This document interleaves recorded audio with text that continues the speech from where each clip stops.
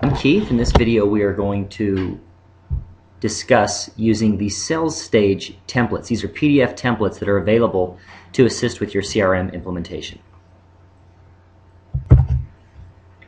Okay, so here I've downloaded the PDF version of the form. You can see it looks like this with the example sales pipeline, the sales stage, the prospect. Now there's two forms available for download. One of them is populated and one of them is blank. So the blank one is what you're going to want to use to draft out your sales stages.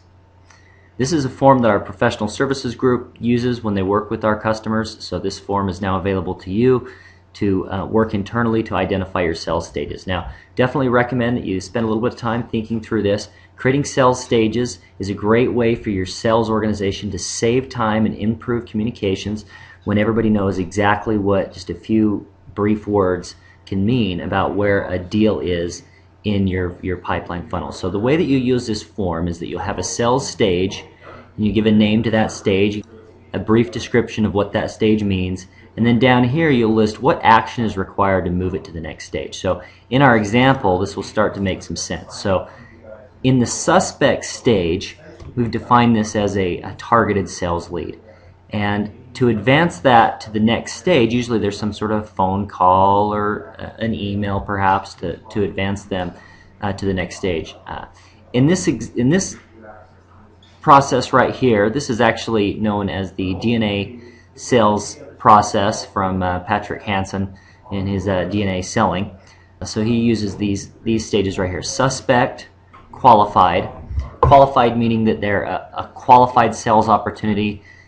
You've reached decision makers, you've identified the opportunity, and you have matching needs. Now, if the deal falls apart in this stage, you would want to have a dead stage. Now, a lot of times we see people who have just one sales stage for dead.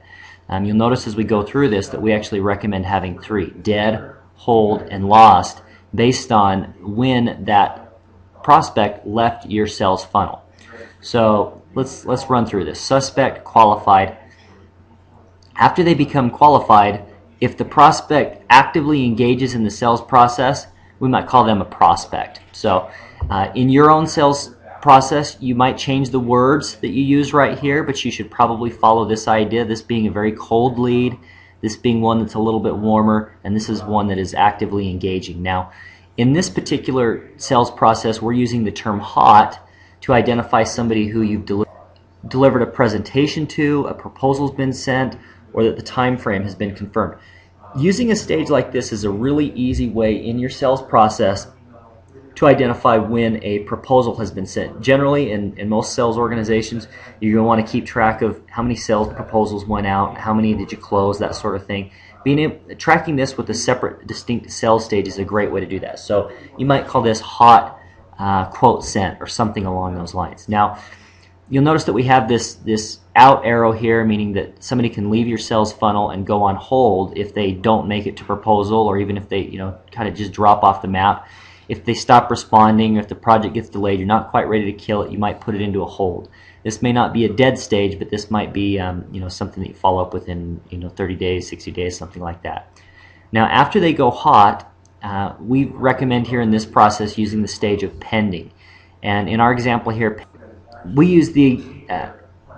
identify this as verbal or written commitment to purchase. Now, this is a good definition to clarify with your team, because if you have a definition like this where you know that you've got a verbal commitment, then you can actually do some things with your forecasting with your sales stage to forecast deals in this pending stage, whatever term you would actually use to forecast those deals at a higher percentage. Then, of course, after something goes pending, it's going to go won or it's going to go lost. Lost, again, would be a dead stage.